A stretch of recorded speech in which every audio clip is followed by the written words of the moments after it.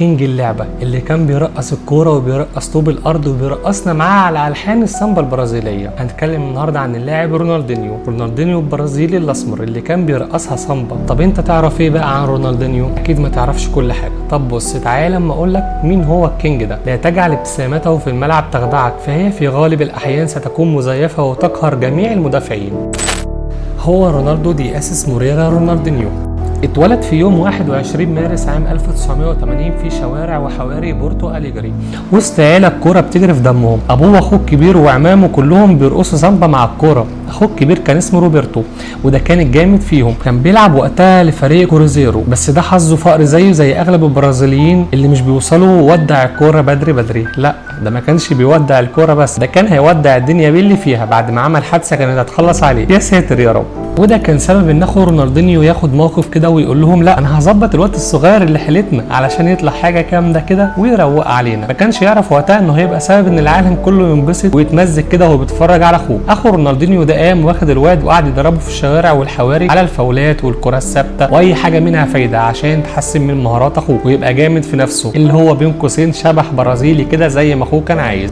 رونالدينيو وهو عنده 13 سنه اشتهر في فريق غاريميو اللي كان بيلعب فيه وقتها مع الناشئين بتوعه بعد ما جاب 23 جون في ماتش واحد ضد فرقه كده من الفرق اللي هي تحت السلم. والله زي ما بقول لك كده يخرب بيتك يا جدع، ده انت اجمد من سوبرمان في افلام مارفل. عشان كده مدرب منتخب البرازيل اتوهم بيه وقال ايه الواد اللي جابوه ده يشارك معانا في بطوله كاس العالم للشباب تحت 17 سنه. رونالدينيو مسك في الفرصه بايده واسنانه ورجله وجاب في البطوله دي هدفين ضربتين جزاء بس قشطه حلوين برده. سنه 98 بيتم تصعيد رونالدينيو للفريق الاول للنادي غاريميو، بس اول موسم ده كان بلح بالنسبه له ما شاركش فيه كتير، بس في الموسم اللي بعده ما اقولكش بقى على اللي عمله في الفرق واللعيبه. يا ساتر يا رب، زي ما يكون كان طور هايج في عنبر 7 رقصهم كده ودلعهم ومرمط بكرامتهم الارض. يا راجل كل ده هو عنده 18 سنه سجل 22 جون في 47 ماتش، ده غير العرض اللي قدمه في نهائي بطوله كده ما كانش حد يسمع عنها غير بتوع البرازيل ضد انترناشونال اللي كان في دونكا. كابتن البرازيل اللي خد معاهم كاس العالم سنه 94، بس صاحبك رونالدينيو ده قال طب تعالى يا عم دونكا وقام رقصهم 3-4 ولا شغلوا ان ده قائد ولا اي حاجه من الكلام ده كله. وقتها البرازيل كلها ما بقاش لسانها عليه كلام غير رونالدينيو، والصحافه بدات تكتب عليه وتعرف صاحبك رونالدينيو وسيرته بقت على كل لسان زي لسان خالة اللتاته بالظبط. طب رونالدينيو امال مين رونالدو اللي انتوا قلتوا عليه في الاول ده؟ اقول لك يا سيدي انا رونالدينيو دي جت منين. رونالدينيو ده اسم الشهره بتاعه زي مثلا حد يبقى اسمه علي ويقولوا له دكتور سترينج عادي جدا. يا عم عاديه. رونالدينيو بسبب انه كان رفيع جدا ارفع من العصايه نفسها، بس كان لعيب وحريف ومهاري زي ما قلت لك، وده كان بيخليه يلعب في فرق اكبر منه في السن تقريبا. المدربين لما كانت بتحب تروح تحط على حد كانت بتاخده معاها رغم انه كان صغير جدا في السن. المشكله وقتها انه كان كل ما يروح مكان يلاقي واحد اسمه رونالدو في الفريق، ولما راح المنتخبات لقى واحد تاني اسمه رونالدو. طب وبعدين بقى في الشغلانه دي المدربين واصحابه زهقوا من الحوار ده وقال لك بس انت تنسى ان اسمك رونالدو خالص عشان ما نزهقش ونبتدي نشتم فيه، ويبقى اسمك رونالدينيو من الاخر كده علشان الصداع والوش اللي انت عامله لنا. ومن هنا بقى اسمه رونالدينيو والدنيا كلها بتناديله تقول له يا رونالدينيو. نرجع بقى نكمل حكايه خالة اللتاته.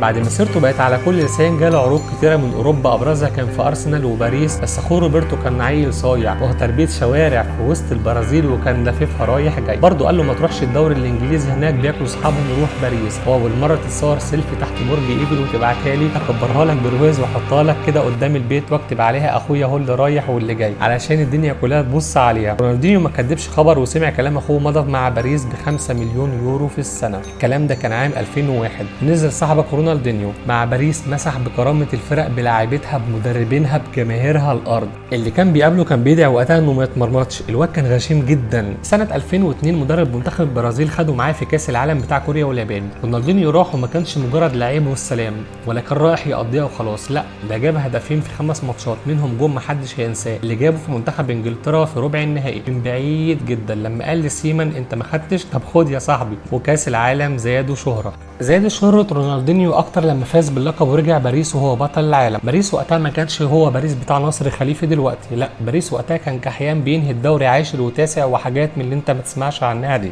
رونالدينيو زيه زي اي برازيلي والطبع يا صاحبي غلاه، البرازيليين كلهم نفس الطبع، بطل عالم وصورته بقت على كل لسان وشو وصحافه واعلام. طب يلا نقضيها سهرات وخمره ونسوان وحاجه استغفر الله مليطه. المدرب بتاع باريس وقتها كان كل شويه يشتكي انه بيسهر وما بيجيش في وقته، بس طبعا علشان رونالدينيو كان نجم الفريق ما كانش حد حد يقدر يتكلم علشان هو بابا المجال. في نهايه موسم 2002 باريس بتنهي في المركز العاشر وبيخسروا نهائي الكاس في اخر دقائق في الماتش علشان رونالدينيو يتحول عليهم ويطلع عرق الجنان بتاع البرازيل ابن الكلب منك دي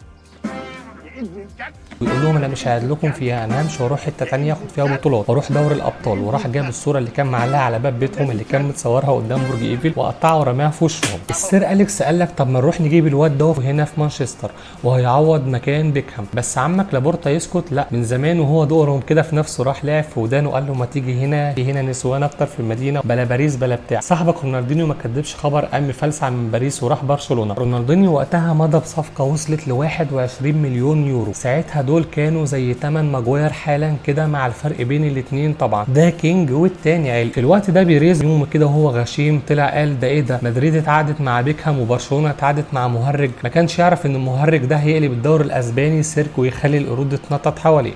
مسيرة رونالدينيو كانت عبارة عن سحر كروي وحاجات بلس التين بتحصل في الفرق، اهداف ورقصات وتشميس واهانة مدافعين وحراس مرمى. ده كان بيرقص الجمهور نفسه كمان بيرقصنا معاه، ده كان ناقص يرقص العرض بتاعت الاجوان يا راجل، ده اللي يتحكي، ما بالك بقى باللي ما يتحكيش. ده في فرق كانت بتطلع شايله عيل يا صاحبي. بلاش نخوض في اعراض الدوري الاسباني، كفايه اللي بيطلع عليهم دوري شمال وكده. رونالدينيو اللي باريس قال عليه مهرج جاب الدوري مرتين لبرشلونه والكاس وكاس السوبر، ده غير دوري الابطال اللي غفلوا فيه ارسنال وخدوه منهم في 2006 بعد 14 سنه ما كانوش اصلا شموا ريحه البطوله دي بسبب انه ينهي الجلاكتيوس اللي بيريز كان بيقول انه عمله. وفي الاخر رونالدينيو قال بلا جلاكتيوس بلا بتنجان، اداله القضيه في الحته الفاضيه. رونالدينيو في الوقت ده كان فاجر جدا وجامد بمعنى الكلمه. الفيفا وقتها ادته احسن لاعب في العالم مرتين، غير الكره الذهبيه اللي حققها وجوائز فرديه كتير من اللي قلبك يحبها. رونالدينيو رسم طريق للعظمه في برشلونه، اهداف حلوه ومقاطع وفيديوهات قليله الادب للمدافعين وبيع قمصان ورعايه وفلوس وحاجات كده تشرح القلب. لابورتا نفسه اتشهر على قفاه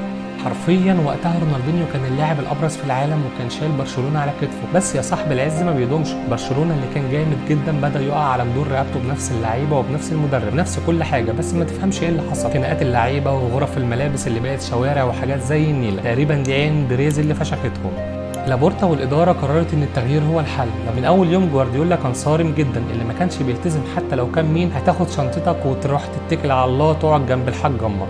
طبعا رونالدينيو كلنا عارفين انه لعيب بيحب يلعب بدماغه، بلا تدريبات بلا بتنجان. بعد اول تدريب جوارديولا كتب فيه تقرير انه فيه 3 لعيبه لازم يمشوا، رونالدينيو ديكو ايتو. دارا جالها حاله زعر وخوف، ايه المدرب ابن المجنونه ده اللي هيقوم علينا الجماهير.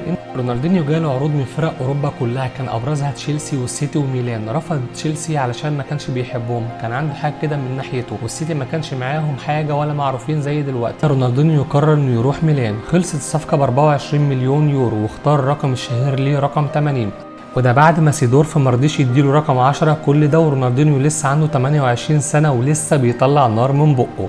ميلان وقتها ما كانش فريق هفق خالص، لا ده كان فريق جامد جدا ومليان نجوم كتير قوي زي انزاجي وسيدورف وبيكهام وناس جباره. بس للاسف مع الوقت بان ان جوارديولا كان عنده حق، رونالدينيو هو مش هو نفس الشخص ووزنه زاد وكمان نفسه قل ومبقاش يقدر يكمل الماتش كامل. بس ايه، موت الزمار وصوابعه لسه بتلعب يا صاحبي. ده رونالدينيو برضه لمسات خارقه ومهارات فرديه وحاجات جامده جدا. في اول موسم ليه، في اول موسم سجل 10 اهداف مع البيج ميلان، وفي تاني موسم لعب كلاعب بديل اكتر من لاعب اساسي. بس الحكايه دي كلها اتغيرت بعد ما كاكا مشي وراح ريال مدريد. لعب وقتها رونالدينيو في مكان مختلف اقرب للجون وبدا يمتع الجماهير زي الاول، وخد احسن لاعب في الموسم ده، سجل فيهم 14 هدف وعمل 12 اسيست غير اللي سجله في دوري الابطال. بس يا صاحبي هقول لك رجعت ريما لعادتها القديمه. في موسم الاعداد للموسم الجديد قضاها البير رونالدينيو سهر وخروجات وخراب يا دنيا خراب. كل ده اثر عليه لدرجه انه كان بيجي عليه ماتشات ما بيبقاش قادر يشيل رجله من الارض. وقتها رونالدينيو عرف ان اوروبا ما بقتش مكانه وقرر انه يرجع البرازيل في سنه 2011، رغم ان قيمته التسويقيه كانت عاليه. بس ميلان باعه ب 3 مليون يورو بس لنادي فلامينجو. رونالدينيو مضى مع فلامينجو وهو عنده 31 سنه، بس ده ما كانش الحاجه المثيره في الموضوع. الحاجه اللي اتجنن انه كان حاطط في شروط العقد ان ليه يومين محدش يساله انت بتعمل فيهم ايه، يسهر بقى يجيب نسوان من الاخر كده يومين يروق بيهم على نفسه. جرى ايه يا عم رونالدينيو، ما تظبط كده، ها اظبط.